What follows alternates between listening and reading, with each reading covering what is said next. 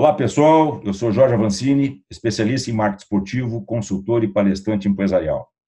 No meu 14º programa do canal do Avancini no YouTube, nessa segunda temporada, eu estou trazendo aí uma pessoa com muita experiência, uma pessoa que tem muita experiência na área de eventos, na área de marketing, na área de comunicação. É economista, teve uma passagem brilhante pela Souza Cruz, British American Tobacco, onde ele foi gerente nacional de merchandising, gerente nacional de eventos, teve a possibilidade de realizar inúmeros eventos, depois migrou para a área de iniciativa própria, onde ele teve a possibilidade de conviver então com Ayrton Senna, desde o processo da criação do Instituto, e mais recentemente, né, lá em 2012, 2013, Moacir se envolveu com o Ministério dos Esportes, apoiando na época da preparação da Copa do Mundo. Moacir, bem-vindo ao programa do Avancini. Fala um pouco da tua experiência. E a pergunta é aquela: como é que é empreender, cara, no segmento esportivo, hoje, com todas essas novas mídias, esses novos canais, novos produtos, né, com esse novo consumidor que está nos ouvindo aí, e que eu imagino bem diferente lá da nossa época, né, dos anos 80 e 90, quando a gente começou a navegar nisso aí. Bem-vindo. Obrigado, Jorge. Dar entrevista para um amigo é uma coisa meio complicada, que a gente tem que tomar um cuidado para não atravessar a barreira da intimidade, né? O amigo Jorge Avancini, contemporâneo, parceiro, vivemos muito tempo labutando na Souza Cruz, na British American Tobacco, e depois os nossos destinos aí foram, enfim, seguindo. O empreendimento promoções do Brasil, Jorge, eu acho que eu costumo dizer que falta para nós escola. Falta muita escola. Banco de escola mesmo, está faltando educação. As faculdades não formam, né, especificamente um homem de promocional ou um homem de eventos, né? Tu não tem isso nos cursos de formação regular, né, Moacir? Não tem, não tem. Mas eu diria que, tanto eu como você, nós tivemos uma oportunidade ímpar de frequentar uma escola, que para mim a Souza Cruz foi uma grande escola. Me deu a oportunidade não só de estudar, né, de exercitar o meu, vamos dizer assim, a minha tarimba profissional, mas me deu a oportunidade de fazer, de executar, de promover, né, de realizar efetivamente. Então, eu acho que essa conversa toda ela é direcionada para uma coisa chamada escola. Preparação. Não no sentido formal, puro e simples, do banco de escola, mas nas próprias empresas.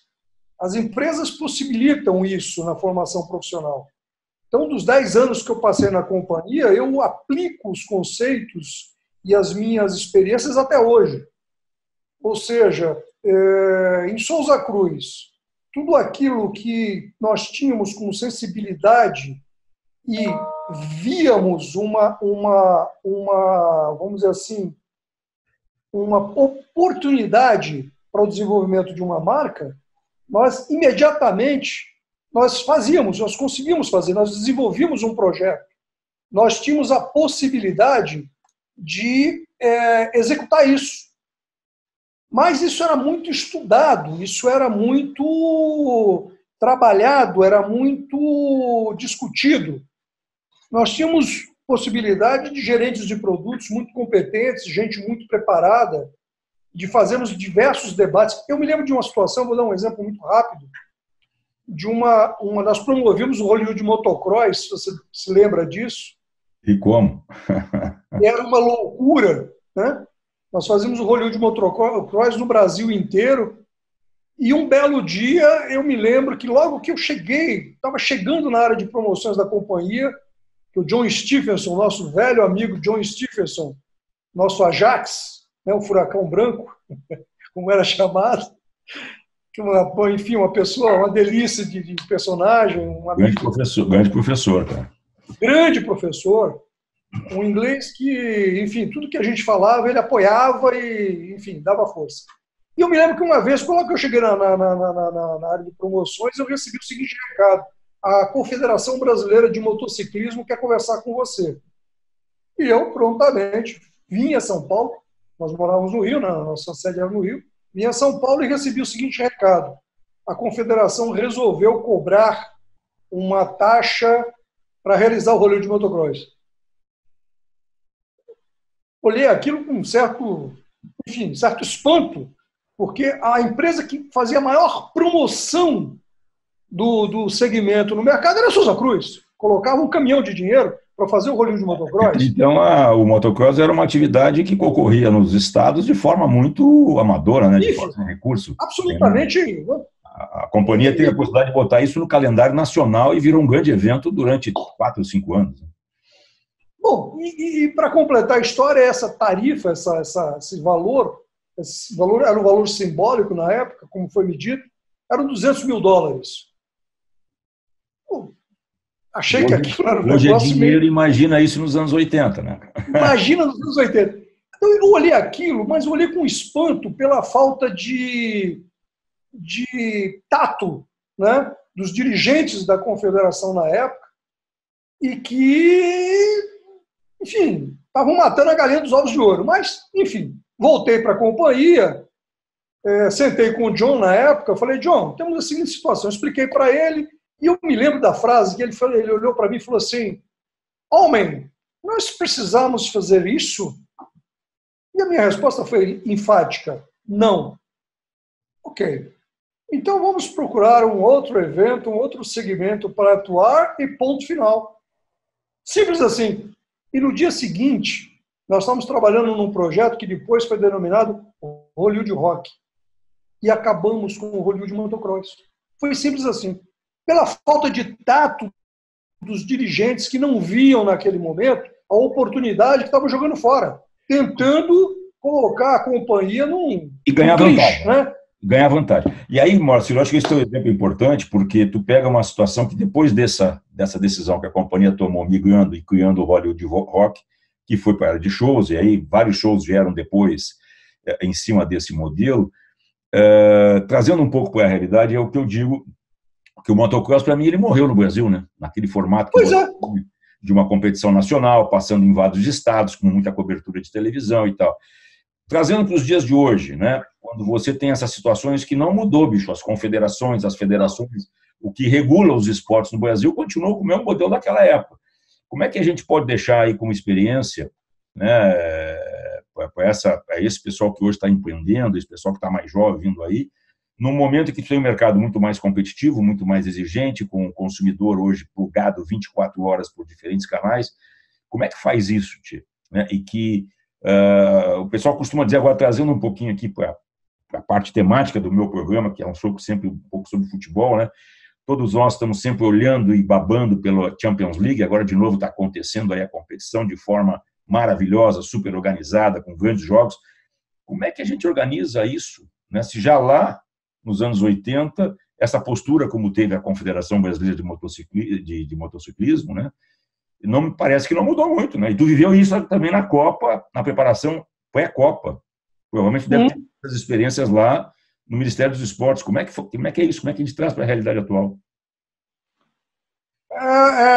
Bom, essa resposta vale pelo menos uns $10 milhões.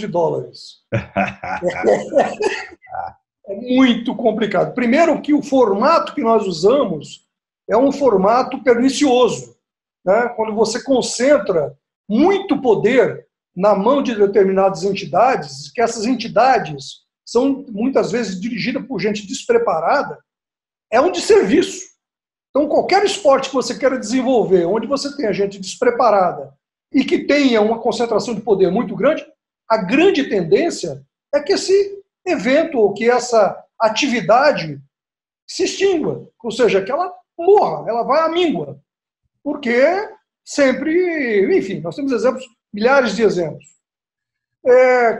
Eu acho que sempre se fala, quando você vê que alguma coisa começa a prosperar, alguém começa a empreender, e eu tive isso, diga-se de passagem aqui, depois eu consegui consertar, mas quando nós realizávamos o MotoGP no Brasil, do Rio de Janeiro, e nós tínhamos a Confederação Brasileira de Motociclismo, por incrível que pareça, isso acompanha meu destino há muito tempo, eu consegui um entendimento com o presidente da confederação, mas um entendimento correto, normal, sadio, onde ele enxergava que o MotoGP, para o motociclismo, significava um ícone de desenvolvimento do esporte. E ele se empenhava, junto conosco, fornecendo mão de obra, participando das reuniões da Federação Internacional na Suíça. Então, e diga-se de passagem, eu posso fazer isso nominalmente, o Lincoln Duarte, na época, era presidente da confederação, sujeito íntegro, correto, e que entendia, como presidente da confederação, que tinha como responsabilidade e obrigação do cargo de promover o esporte, e não tirar do patrocinador ou do promotor algum tipo de vantagem. Por isso, deu certo durante 10 anos. Né? Isso foi um dos exemplos. Mas eu diria assim, a grande dificuldade que nós temos ao meu ver, é a concentração de poder em uma série de entidades controladas por gente despreparada. E, diga-se de passagem, com um aval governamental. E aí eu quero pegar um pouco esse teu gancho, que para mim está sendo perfeito, né? Eu acho que os problemas continuam se repetindo, tem vários exemplos, né? A gente tem também aí, há pouco tempo, todos os escândalos na Confederação Brasileira de Basquete, que praticamente liquidou o esporte no Brasil, agora estão retomando. A tua passagem, cara, pelo Ministério do Esporte, né, como consultoria, em função de toda a tua experiência acumulada, fala um pouco dela, qual é as dificuldades que na época vocês encontraram para implantar um evento como Copa do Mundo, vivendo com muitas variáveis, né? E passado hoje, praticamente aí já quase que 5 anos da Copa, a gente está pagando aí estádios que viraram elefantes brancos, obras públicas que não aconteceram, escândalos em construtoras. Porra, como é que, né? Quer dizer, hoje o famoso legado se questiona, né? Que foi aquela euforia que nós vivemos lá em 2011, 2012. E depois a Olimpíada no Rio, que também a gente sabe o resultado que deu. Como é que foi essa vivência lá? O que depois, um tempo depois, tu encontra no setor público se envolvendo com um grande evento como foi a Copa do Mundo? Nós participamos de uma concorrência, de um edital, né, de uma concorrência pública promovida pelo Ministério do Esporte para apoiar a realização da Copa das Confederações e Copa do Mundo 2014. Participamos desse edital, ganhamos a licitação e ficamos 4 anos, propriamente dito, de 2009 a 2013, em Brasília, né, com uma equipe que chegou a 220 consultores de todos os meios, né, de todas todos os profissionais que seriam envolvidos. Era um edital extremamente complexo, porque ele envolvia, eu costumo dizer, quando eu fazia reunião de equipe, eu dizia que a nossa operação vinha de parto de pulga a atracação de navio, porque era um negócio imenso, realmente era um negócio imenso, onde nós tínhamos advogados, engenheiros, arquitetos, médicos, publicitários, todos os profissionais estavam envolvidos na operação. E nossa missão era exatamente apoiar o gestor público, ou seja, inicialmente o Ministério do Esporte. Com o começo da operação, nós acabamos nos envolvendo com todos os ministérios e fornecendo estudos e levantamentos e relatórios para todos os ministérios, desde o Ministério do Esporte, ao Ministério da Saúde, Educação, Defesa, todos os ministérios de uma forma geral, onde nós levantávamos, a partir da experiência internacional que as três empresas do consórcio tinham, que era a minha empresa, a Galo PPN, a Value Partners, uma italiana com sede em Milão, e a Arcadis, que até então, na época, era a Ene Consult, que é uma holandesa, e que era especializada no gerenciamento de obras. Então, foram 4 anos muito intensos E qual foram as dificuldades, Moacir? Tu que tinha convivido muito tempo na iniciativa privada, indo agora mexer no setor público, que dificuldades tu encontrou, o que tu vistes assim que é diferente do setor público, do setor privado, né, das experiências que nós tínhamos do passado, enfim. Tem uma diferença é, muito emblemática, porque nós não tínhamos função executiva. A nossa função era uma função de consultoria. Então, a maior dificuldade era, muitas vezes, você estar mostrando algo que, tecnicamente, né, você dizia, olha, essa soma de 2 mais 2 é 4.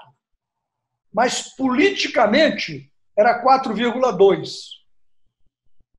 E aí você não tinha o que fazer, porque era decisão política. Então, a grande maioria das vezes, as discussões eram entre o técnico e o político. Né? Eu tenho uma passagem, um determinado momento, eu como baiano, né, soteropolitano, que vivi grande parte da minha vida em Salvador, uma vez em uma reunião de ministério eu comentei, olha gente, Salvador, nós deveríamos pensar em levar a Fonte Nova para uma área como Cajazeiras, que é uma área carente, que precisa de investimentos, e entregar aquela área da Fonte Nova, que era uma área extremamente complexa, extremamente... localizada na parte histórica, com dificuldades... Exatamente. Várias coisas. Convivi 3 anos lá, bicho, conheço bem. Pois é, você conhece bem aquela área. E o mais interessante era assim, porque eu demoliria aquele estádio, né, no local onde ele estava, na Fonte Nova, e levaria para Cajazeiras. E faria toda a mobilidade humana, mudando o eixo diretor da cidade. Né? E eu me lembro da posição, e não vai aqui quem deu essa posição, mas que dizia o seguinte, olha, o governador não vai topar porque isso daí é uma catedral do futebol. Ah, e é mesmo. Com isso ele perde a eleição. Os soteropolitanos, a Fonte Nova tem um papel, mesmo depois de pronto, com as dificuldades de acesso, de estacionamento, de dificuldades de operações de eventos, tudo, eles não abrem mão, cara, não mudaria, né? Pois é, porque o governador poderia perder as eleições. Ora Deus, meu Deus do céu, se eu tivesse tomado aquela posição naquele momento, de tomar uma decisão corajosa, de perder essa eleição, mas levasse, como acontece nos países, em vários países, tirasse um patrimônio que mas um estádio da Fonte Nova para um local carente, nós teríamos mudado o eixo daquela cidade completamente. Mas eu defendo que não precisaria, talvez até essa tua ideia de Cajazeira eu não tinha pensado, mas já tinha lá e tem lá Pituaçu, que é um excelente estádio, muito bem localizado. Salvador, a Bahia não comporta 2 grandes estádios como tem hoje. Não. E se tivessem reformado Pituaçu, né, que tem hoje o metrô está parando lá na frente, estacionamento, está no meio de um parque, né, e liberaria a área da Fonte Nova para a população como área de lazer, como área histórica, mas enfim, coisas políticas que são dificuldades que a gente enfrenta quando tu mexe iniciativa pública com iniciativa privada, e não tem como mudar. Né? O ponto, Jorge, era o seguinte: pensar Salvador 20, 30, 40 anos na frente. Exatamente. Deixar em Pituaçu, hoje, por exemplo, se fosse Pituaçu, ele já estaria estrangulado.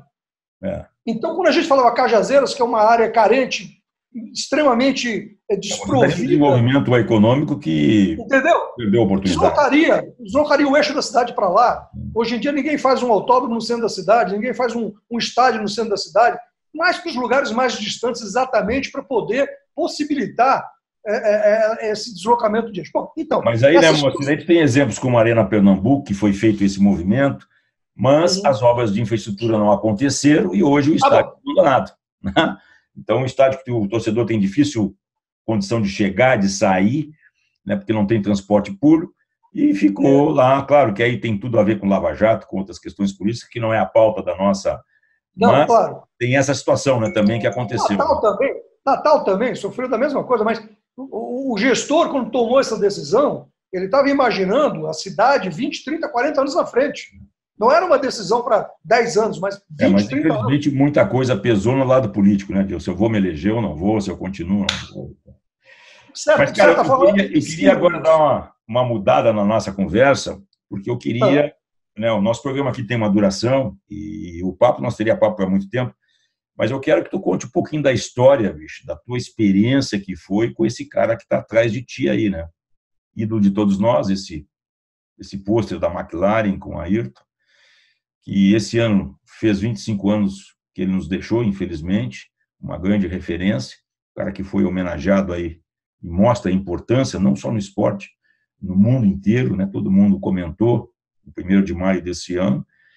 Como é que foi, Tico? O que fez tu, na época, sair da companhia da Souza Cruz como gerente nacional de eventos, com várias atividades consagradas, né? Com uma carreira lá brilhante, e aí tu vai empreender com a Ayrton e tens uma participação importante na criação do Instituto Ayrton Senna, na exploração da marca dele, que eu me lembro que o Ayrton, até hoje eu tenho o Ayrton, eu convivi com ele lá na época da Souza Cruz, tu lembra disso, em algumas coisas, não tão intensamente como você, mas o profissionalismo do Ayrton era algo impressionante, o respeito que ele tinha aos seus patrocinadores, aos seus apoiadores, tanto que o Ayrton, até o final, ele nunca abandonou o Banco Nacional, que foi o primeiro que apostou, ainda quando ele não era nem lá no kart, e coisas que hoje eu vejo no futebol, cara, a dificuldade de você ter esse respeito, não só dos atletas, né, mas principalmente dos dirigentes com os patrocinadores, de devolver aquilo que o patrocinador está comprando.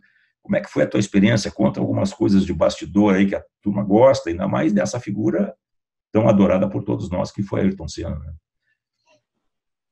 Jorge, eu diria que quando eu saí da companhia, eu saí e abri uma empresa que eu entendia que na época, na idade que eu tinha, eu precisava ter história para contar para os meus netos. Em parte é isso que eu estou fazendo aqui agora para o meu amigo. Eu era muito novo para me aposentar com 49 anos de idade. Era a proposta que existia na época. Imagine você, naquela época, eu tinha o Plano Rainha, né, o chamado Plano Rainha, eu me aposentava com 49 anos de idade. Eu estou com 64 hoje. E estou na estrada, hein? Então, aquilo para mim me parecia muito acomodação. Eu sempre fui muito inquieto e queria mais ação. Então, enfim, saí da companhia e fui empreender. E um belo dia eu recebo uma ligação de um grande amigo meu dizendo: escuta, soube que você saiu da Souza Cruz e tal, eu tô com uma missão de convidar você para um almoço em São Paulo. Nós falamos sobre Ayrton Senna. Eu falei: mas do que se trata? No almoço a gente conversa. Eu me lembro, não sei se você lembra tinha um restaurante, The Place, ali na Doc Lobo, do Eduardo, do falecido Eduardo. E eu fui almoçar com esse amigo e ele me contou uma história, obviamente, enfim, que com a morte do Armando Botelho, que era o empresário do Ayrton, o Ayrton ficou órfão, vamos dizer assim, e toda a operação ficou na mão dele, do irmão, Leonardo, o Léo, do pai, seu Milton, enfim, de uma estrutura que eles montaram para suprir essa falta do Armando Botelho. E que eles viam uma área de oportunidade muito grande no desenvolvimento de novos negócios, especialmente de deixar o legado através de uma marca do piloto. No primeiro momento, aquilo não me agradou, porque, primeiro, era uma coisa familiar, apesar que sempre foi uma família muito consistente, né? Família na acepção da palavra, valorizada, religiosa, enfim. Mas não me agradou muito, porque, de certa forma, eu me senti um pouco limitado. Mas era um desafio interessante. Passamos aí algumas semanas ou meses, me lembro bem. Eu acabei fazendo uma proposta e essa proposta não era para ser aceita. Eu tinha feito uma proposta, eu não queria sair do Rio, na realidade, na época. Eu queria ficar no Rio. Adorava, sempre adorei o Rio de Janeiro. e morando lá já há 10 anos, minha família toda adorava, então eu não queria sair, pronto. E fiz uma proposta para não ser aceito e foi aceito. Eu sei E aí como eu não podia voltar atrás, eu não podia, mas abracei e foi um período muito rico, porque eu já conheci o Ayrton da época de Souza Cruz, você sabe disso, o Armando Botelho, na época de Souza Cruz, e foi muito prazeroso, muito gostoso profissionalmente, porque as coisas aconteciam exatamente como a gente projetava. Ayrton sempre foi um sujeito extremamente disciplinado, um profissional de impressionante, cara, a capacidade dele e o entendimento da importância, né? Extremamente profissional, muito respeitado, de um carisma muito grande. Então, eu, de certa forma, era muito fácil trabalhar com ele, era muito fácil fazer as coisas com ele, porque você marcava com ele em Barcelona para uma entrevista às 3 da tarde, às 3 da tarde em ponto, ele estava lá. Olha, eu marquei, eu me lembro, eu vou dar um exemplo, que esse é um exemplo muito, muito forte. Não sei se você se lembra, em 93, ele estava com aquela briga com a McLaren, saindo da McLaren, ninguém sabia para onde ia e tal, não sei o quê. E eu tinha acabado de desenvolver um barco Senna, se não me falha a memória, agora era o Senna 410, alguma coisa, com um grande amigo, o Eduardo Souza Ramos, que fez isso na Fast Boats, que era o estaleiro dele. Bom, muito bem. Obviamente eu queria lançar esse barco. E montamos, então, uma coletiva de imprensa no Gallery. E eu me lembro, na época, que estava todo mundo ávido por informação para saber se ele ia sair da McLaren e para onde ele ia. Muito bem. E fomos para lá. E combinei com a Ayrton, eu falei, Beco, vamos fazer o seguinte, não vamos falar de Fórmula 1. Vamos falar do lançamento do barco. Vou eu, você e o Eduardo Souza Ramos. Eduardo vai falar sobre o barco, tecnicamente, eu vou falar do licenciamento e você vai falar do mundo Senna. Perfeito. Preparei um script para ele sobre as informações básicas do que ele precisaria estar preparado, e ele foi absolutamente espartano. Tinham 300 jornalistas dentro do Gallery. Eu nunca vi tanto jornalista junto. Obviamente não foi pelo barco. Eles queriam saber a briga com a McLaren. E o Ayrton começou a entrevista dizendo assim, pessoal, eu hoje vim aqui para lançar o barco Senna 410. Então eu vou combinar com vocês o seguinte, eu não vou falar de Fórmula 1. No final da nossa conversa, eu vou responder a 3 perguntas sobre Fórmula 1 e ponto final. Nós vamos ter aqui uns 30 minutos de conversa e tal. Bom, resumo da ópera. Essa conversa demorou 2 horas falando do barco. Foi um negócio assim incrível. E era tão sincronizado, a bola era passada com tanta facilidade, que a pergunta vinha dirigida para ele, que não era para ele. Ele dizia, não, mas o Eduardo conhece tudo sobre isso, quem vai responder é o Eduardo. Ou que vinha sobre licenciamento, ele passava para mim. Não, o Galo sabe tudo sobre isso e tal. Bom, foram 2 horas ou 3 horas, não me lembro bem, e foram 3 perguntas sobre Fórmula 1. Ponto final. Uma, você vai sair da McLaren? Não sei ainda. Número 2, vai para onde? Também não sei. Não sei ainda. E como é que vai ficar a situação da Fórmula 1 no Brasil? Bom, isso vocês perguntam para o Tamas, que ele que é o promotor do evento. Encerrada a coletiva. Tchau. Galera, infelizmente, nós vamos ter que fechar aqui, né? Estamos chegando já Deu quase 30 minutos de programa. Passa, né, meu amigo? Vai rápido. O que tu gostaria? Que tu desse uma mensagem com a tua experiência profissional de todos esses anos, aí, mais de 40 anos trabalhando no mercado, convivendo com pessoas tão especiais como a Ayrton e outras pessoas aí que tu conhecesse. O que tu diria para essa geração que está hoje aí à frente desses projetos promocionais, que estão à frente dos clubes, não necessariamente os clubes de futebol, mas, né, qualquer clubes sociais também que tem atividades fortes, esportivas, olímpicas. Qual é a mensagem que tu passa aí para essa turma? Ô Jorge, eu diria que se eu posso contribuir nesse processo, estudem. Estudem não no sentido clássico, num banco de escola, pura e simplesmente. Mas, ao empreender um projeto, verifiquem o que vocês estão empreendendo e a quem pode interessar, a que público está dirigido. E a partir do momento que você define que público está dirigido, quais são os patrocinadores ou as empresas que, eventualmente, podem estar interessadas em participar desse projeto. Porque o grande defeito que eu vejo hoje em dia, e eu assisto todos os dias, muitas vezes amigos meus que dizem, cara, eu estou com um projeto aqui para vender, você não quer me ajudar, não? Qual é o projeto? E o sujeito não tem ideia a quem vai ser dirigido. Ele quer fazer um campeonato de qualquer coisa e não sabe a que público está dirigido, ou muito menos a quem pode interessar. Isso é defeito crasso, é perda de tempo. Então, se você souber o que você vai empreender e a quem você pode dirigir, fica muito mais fácil, fica muito mais rápido. Basicamente... E os resultados aí? É premeditação, é premeditar aquilo que vai ser feito. Basicamente é isso. Bacana. Moacir, muito obrigado pela tua participação, por essa aula aí de... pena que é pouco tempo, mas uma aula, a tua experiência de vida, a tua experiência profissional. Você que está nos assistindo, se gostou, curte aqui as redes do Avancini, dê seu like, compartilhe com seus amigos. Moacir, muito obrigado, um forte abraço. Logo, logo vão estar nos encontrando por aí.